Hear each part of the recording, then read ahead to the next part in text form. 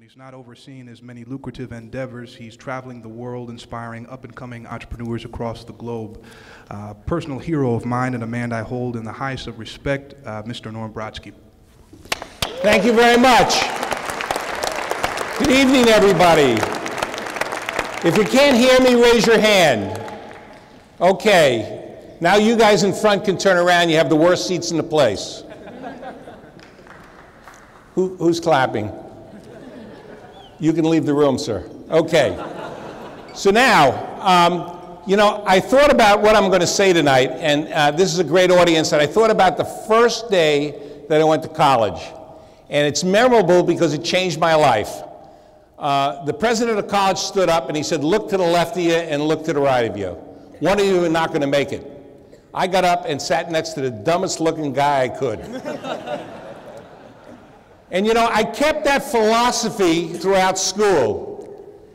And when I took exams, I used to sit next to the person who I thought was the least prepared. By the time I was a senior, nobody was sitting next to me. So as entrepreneurs, if you're sitting next to somebody that's really smart, I suggest you get up now and get to another table. Okay? That's very funny. What's the most important thing you go to school for? One at a time, raise your hand. Yes? Networking. Networking. The first person that got it on a button. Here's one of my books. Congratulations. Okay. Networking, you go there to make contacts. How many people go to Harvard? You do, sir. I'm going to insult you in a second. How many people go to Wharton?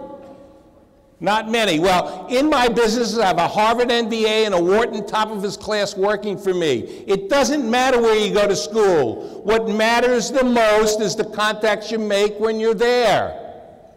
So it used to be a Rolodex, it's now Outlook. When somebody asks you to do them a favor, just do it. If it's legal, of course. And don't ask for anything in return. And what will happen is you will build up a Rolodex or an Outlook that you can get almost anything done. And the time to start is now. Networking. How many people are sitting at tables that they know the people that are right next to them? They went to the same school. Raise your hand. Almost everybody. Boy, that sucks. You're here to meet new people. Not the people you're with. You know, I have a rule, if the room is less than 200, I go around from table to table. How many people here have met me today or yesterday or the day before? Okay, how'd that happen? I went from table to table. That's what you should do in the remaining time you have. Make new contacts. Get out of your comfort zones. Now, when a room is this big, what I usually do, I pick a group of people, usually blondes over 5'6". So, you know, that's what you should do. Did anybody drink this water? Are you trustworthy? Yes. Okay, good. It's not that funny.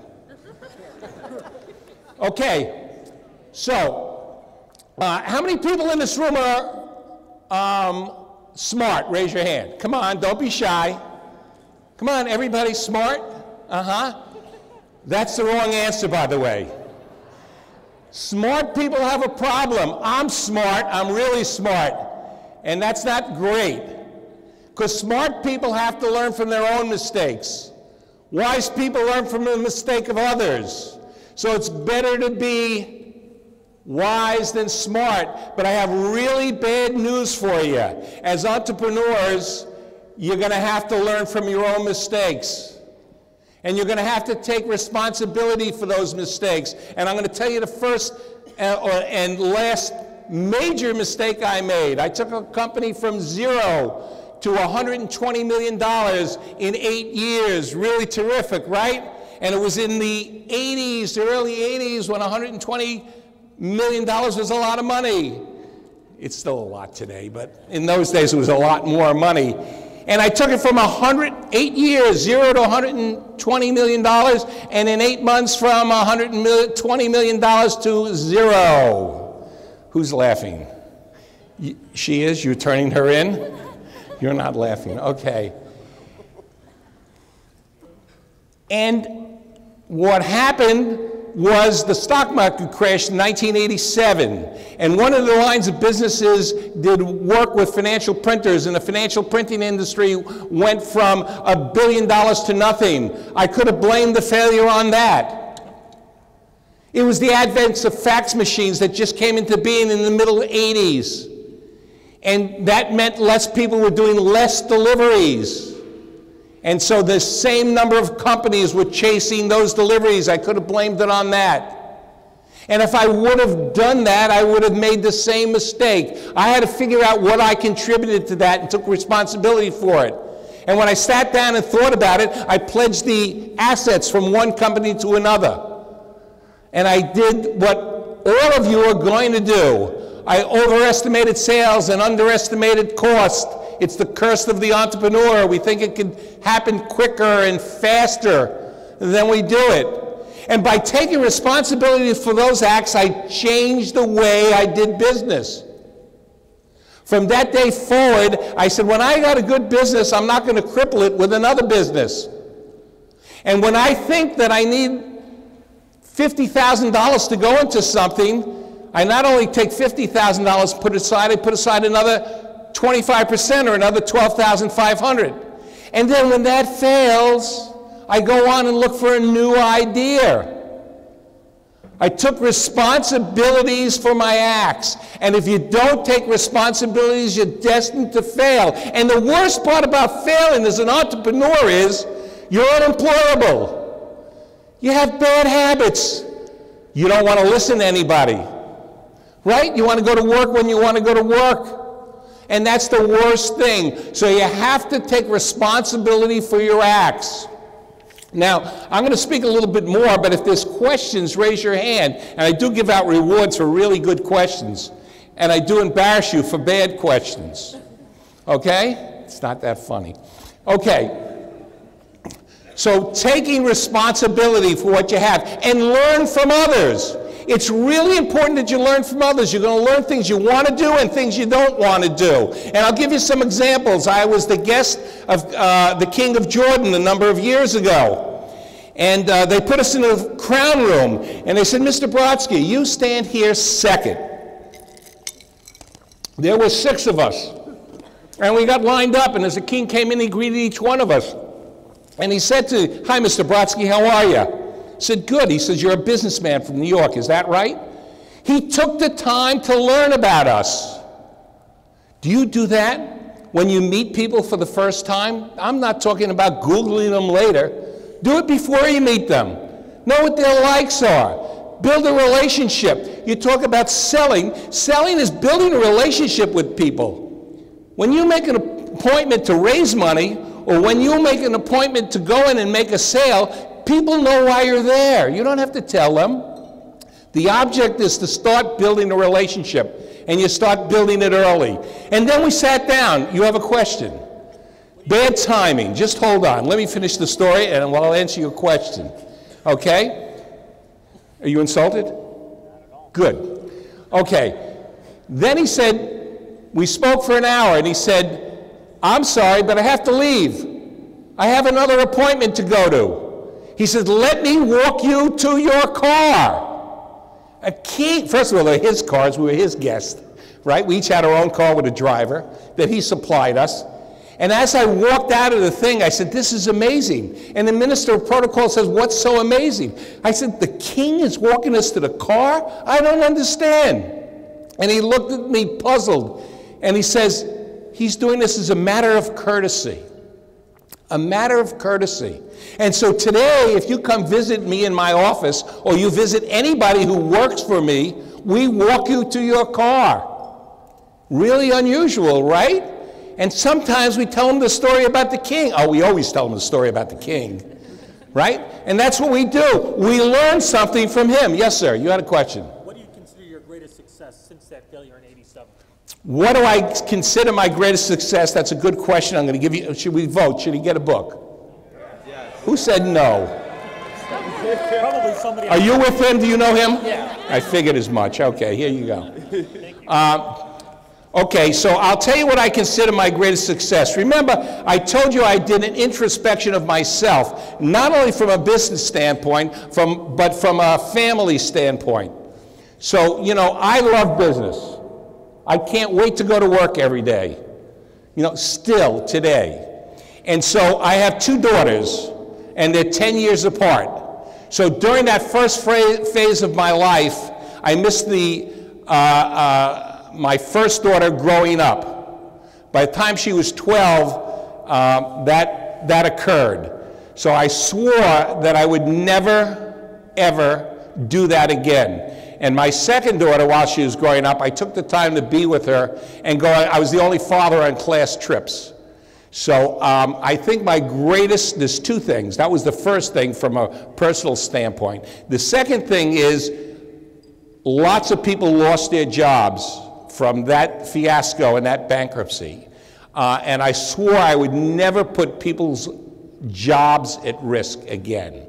So those are the 2 things I learned from that thing. Thank you for the question. You have a question too. Okay, what's your question? How did you get into business? How did I get into business? That's a great question. And we're going to give you a book too. How many people think we should give them a book, first of all? Yeah. Okay, Andrew, here you go. Thank you. How did I get into business? So I had a varied background. I'm going to tell it. I don't like telling it. I was an accountant and a lawyer. So, and I got up every day when I got up, and it was about 10 o'clock in the morning, and I hated what I was doing. So I decided there's got to be a better way. I was a rainmaker. And my dad was a businessman. He was a custom peddler, and that doesn't exist anymore. And what it was is he was a door-to-door salesman who, it was before the advent of credit cards or department stores. So he'd go to your house and he'd ask you what you want, and he would provide it the next week. And I learned most of my business lessons from my dad. I say, how do you make money? He says, well, you see this glass here? If you buy it for $1, you sell it for $2. It was very simple, and he says, I call that big markups. Of course, we know it's gross margins, right? 50% gross margins. So I based my business basically on that. That he told me, and he had these expressions, and one of those expressions was, there's $1 million under your shoe. And as a young man, I used to look for quarters or dollars under my shoe and never found it. And he said, someday, son, you're going to understand exactly what I mean by that. And what my dad meant by that was, there's opportunities all around you. You just have to keep your eyes open, and you're going to find those opportunities. So I decided, when I first went into business, that this country was going from a manufacturing country into a service country. So what I did was, I took jobs in 3 or 4 different companies to see if I'd liked the job that I was in, and if I liked the industry I was in. And eventually I found an industry I liked, and I went out on my own and started a business from that. And today, it still holds true. The 2 new businesses I'm in is I'm building hotels in North Dakota. How many people know about North Dakota? Raise your hand. A number of people. It's the largest oil strike in the Bakken Shale. Thank you very much. And there's another one too. And so I'm building hotels in the Bakken. And how I found out was that the people who take care of my home in Telluride, Colorado, my maintenance guy came to me and he says, do you ever give people rewards for giving you tips on good stuff? And I said, of course I do. And he said, well, my father-in-law lives in North Dakota. He says, and something's happening there. They discovered oil in 1951. And I'm an inquisitive guy, and I looked it up, and I called everybody I knew in North Dakota, which was nobody, and I called his father-in-law, and he said, you got to come here and see what's going on. And I went there, and I met with the mayor of the town, and I met with the postmaster general, and I met with the head of the zoning committee. They were all the same guy. It was an easy meeting. And the population in the town was 1,000 people, and I discovered that Halliburton and a few other companies were buying up oil rights, mineral rights in the land. And before I left town, I bought a piece of land. Just to give you an idea, I paid $42,500 for a 3.5 acre piece of land.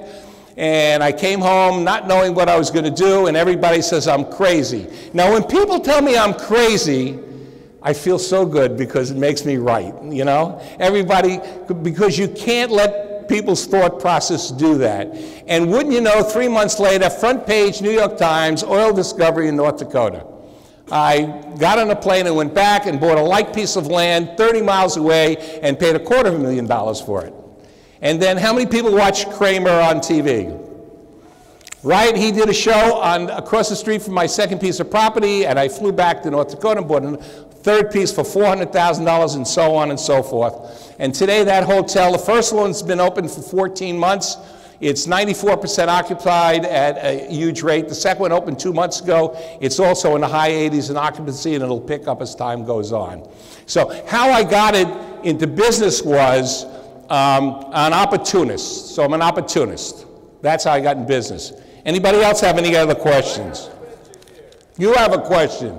We met before, right? Yes, we did. Thanks for the opportunity. And my name is Ray, and I'm running a magazine business at the University of Iowa. And my question here today is, when you're facing so many kinds of challenges as an entrepreneur, how do you maintain your confidence and energy level? Thank you so much. How do I maintain my confidence and my energy level? Yes. Okay, that's a really good question.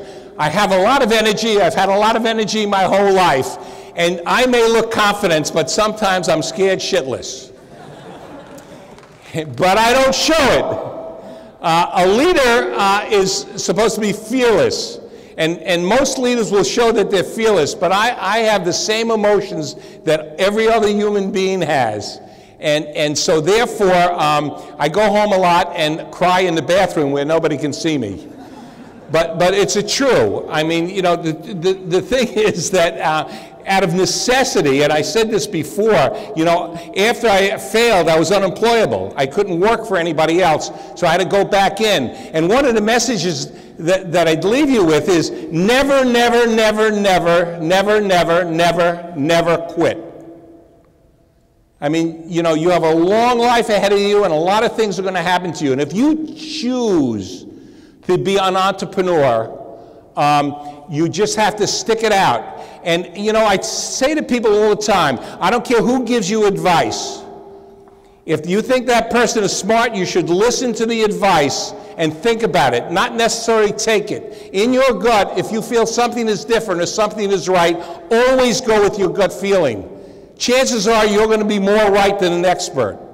And just because people say, and I said this before, when people say I'm crazy or it's impossible to do, it gets my gumption up, and I dig in harder to do those things. You know, you don't have to invent something new to be successful. I have 3 criteria for going into business. So the first criteria is that the idea of business concept has to be over 100 years old. 100 years old. Is he nuts? 100 years old. Anybody want to guess why? And nobody who was in anyone that I talked to today can answer that. Yes, sir. Because that's really good. You're the first one to ever get it on one try. We're going to give you a book. I have it over there. I don't want to walk over there now. Because it's already proven. You know, one day my wife and I were in Paris. We were walking down the street, and we went past 6 cashmere shops. And my wife says, this is crazy. If I opened up a cashmere shop, I wouldn't open up here. She says, I said to her, you're wrong. This is exactly where to open up a cashmere shop. When people want to go for cashmere, they know there's 6 stores there.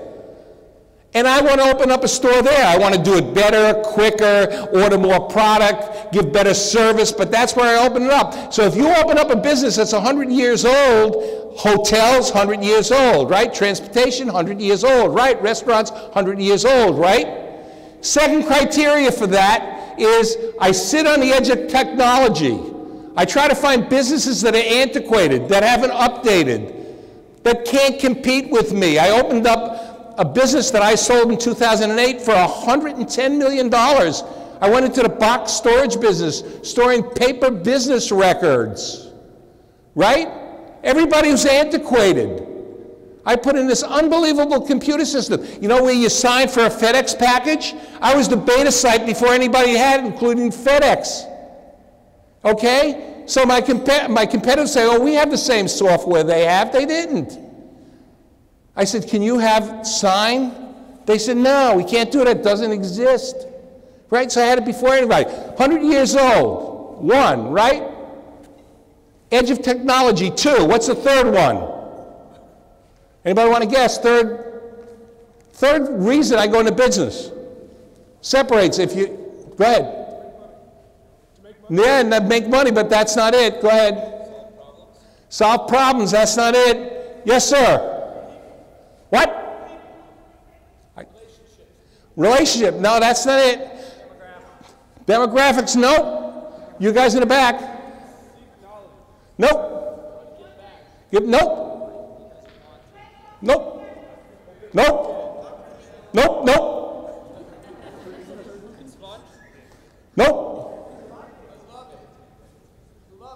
I love it, but that's nope.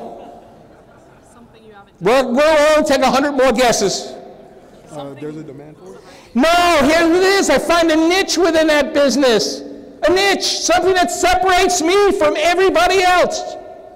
And then I go into business. 3 things. You have a question? Okay, remember the 3 things. 100 years old, so you don't have to invent anything new. There's only so many people in this world that are going to do .coms or businesses on the net that are going to succeed, right? You don't have to be one of those to be happy, wealthy, take care of people, create jobs. Antiquated, sit on technology, you need it, it drives your business, and find a niche that separates you from everybody else. Yes, who had the question? Yes, sir. Yeah, so what are the hardships you face while expanding your business, and what are your thoughts on expanding your horizon to different industries? Do I have 2 hours? So what are the hardships I face in business? See, so the question would be probably to me is, what did I love about business the most? Because those are the hardships. I love facing Fridays with not enough money in the bank. You know, I love juggling the balls in the air in the beginning of the process. I love the process when everybody has to come for me for help. I love building the business itself. So there's a lot of things that I love to do that are very difficult to do. So let me ask you all a question. What is the most difficult, what is the one thing that every CEO has to do? What is their most important job? What was that? Sell? No. No. Make money. That's interesting, but no. But you have to, Leonard. Create culture. Oh, man. Who are you? Did you hear me speak? I might have. Yeah, he was one of the things. To create culture. You don't get a book. You'll get punished later, though. To create culture in the business. That's what operates your business. Unless you're running your business by yourself and have no employees in your business, it's to create culture. It's the most important thing that you can do. It's going to help build your company. It's going to help keep customers within your company. It's going to help profits. It's going to help you do things that you can for everybody. It's create culture within that business. Yes, sir. My competitive advantage, that's a really good question, because if you read about it, and you should Google the Bakken, is there's not enough housing there. And so it's under-housed right now. It's the gold rush of the 21st century. And I don't want to go into the whole thing, but that's it. I just want to cover a few points there. Yes, sir, in the back. Well, what used to keep me awake is making payroll, collecting debts, making sure I'm still in business.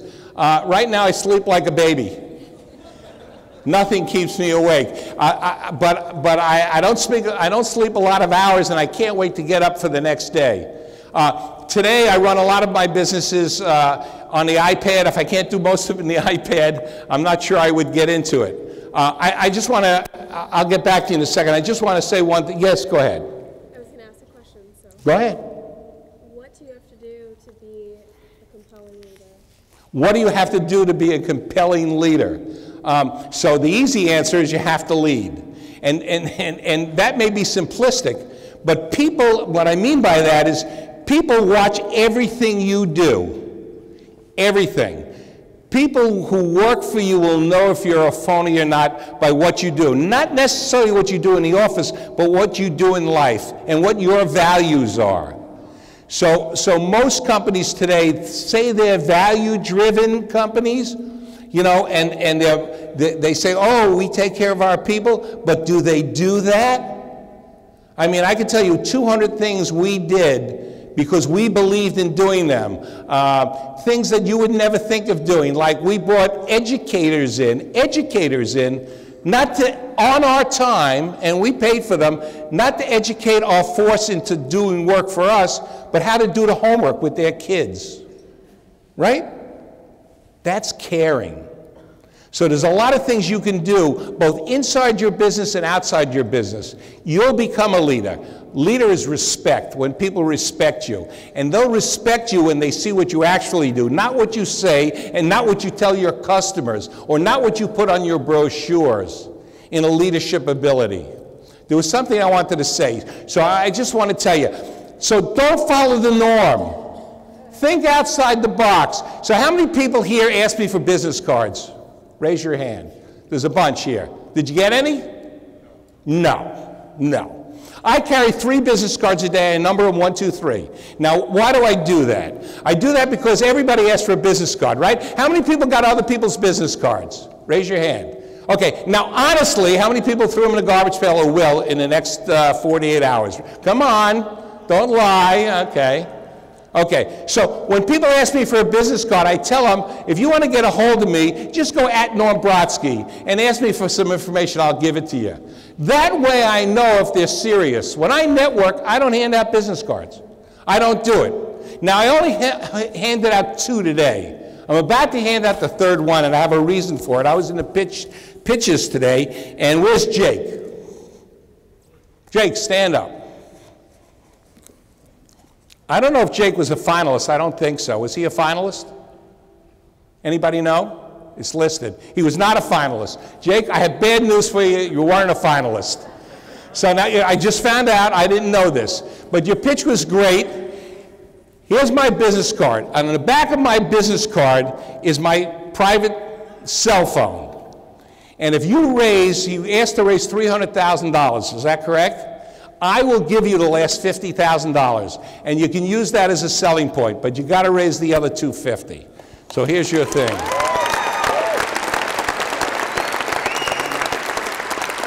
You're welcome. Good luck. Okay, so we're going to have lots of questions. Yes? Are you active on LinkedIn? No, only on Twitter. Yes, and I'm not allowed on Facebook. My daughters don't let me on Facebook.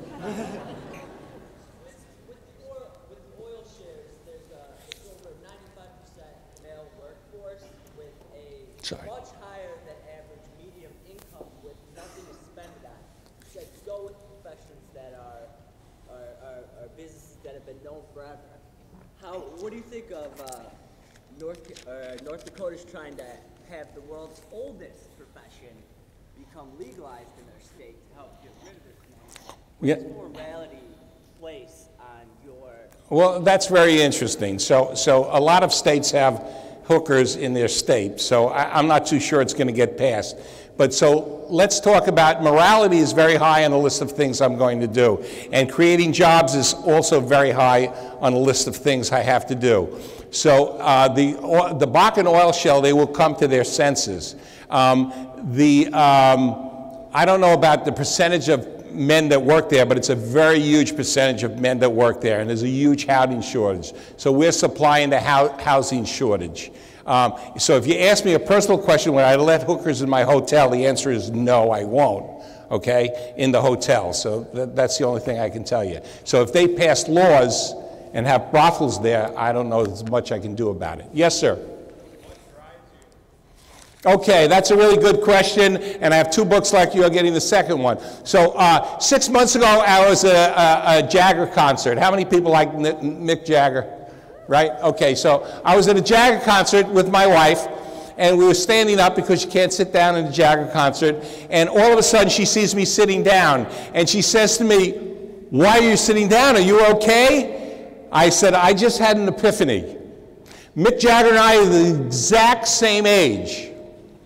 So those of you who know Mick Jagger, he doesn't do this for money, and I don't do it for money." And I said, "Oh, this is amazing." She says, "What's amazing?"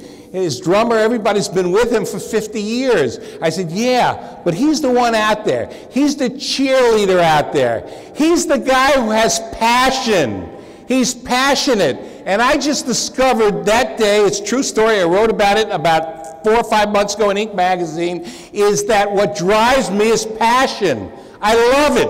When I went and had the archival business, I used to walk in the warehouse every day, a warehouse full of boxes, and go, "Ah, do I love the smell of cardboard."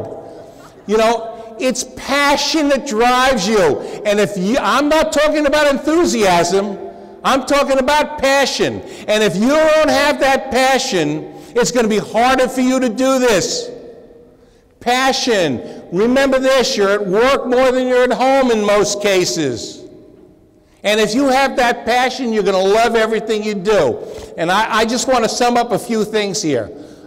Number one, you're going to learn a lot here, you learn a lot here, and you have tomorrow to learn too. If you don't initiate some of these things you learn within 48 hours, you're not going to do it this time.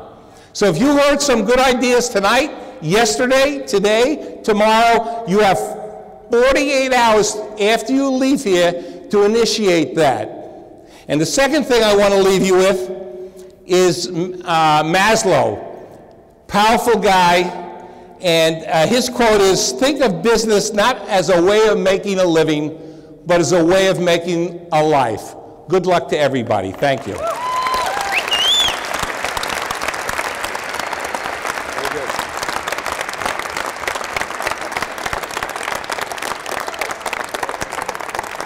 How's that? Very good, man. Very, very good. Very entertaining. Beautiful. Sorry. Can we please have another round of applause for Norm Brodsky, please?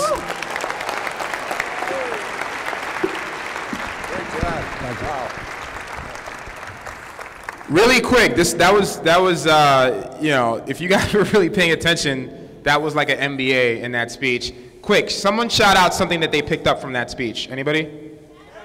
Passion, or the very last thing mentioned. Anybody else?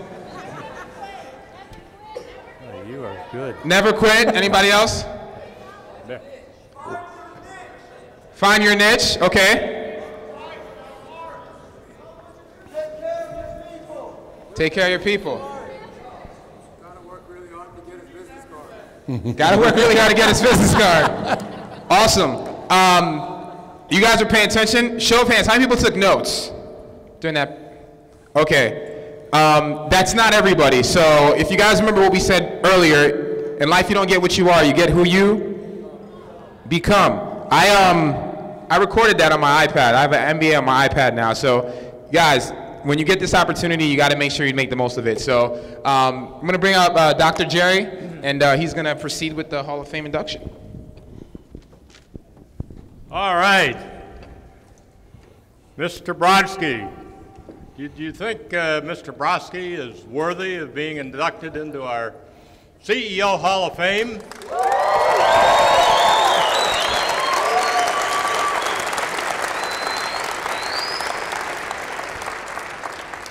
Now, the selection committee thought the same thing, Norm. Thank you. In recognition of your creativity, innovative achievements, entrepreneurial success, we hereby induct you into the CEO Entrepreneurship Hall of Fame and charge you to continue serving as a leader in advancing the success of your enterprises, as well as expanding economic freedom, the entrepreneurial spirit, and economic prosperity in the local community and beyond. Congratulations. Thank you very much. Thank you very much. Thank you. You bet. Thank you.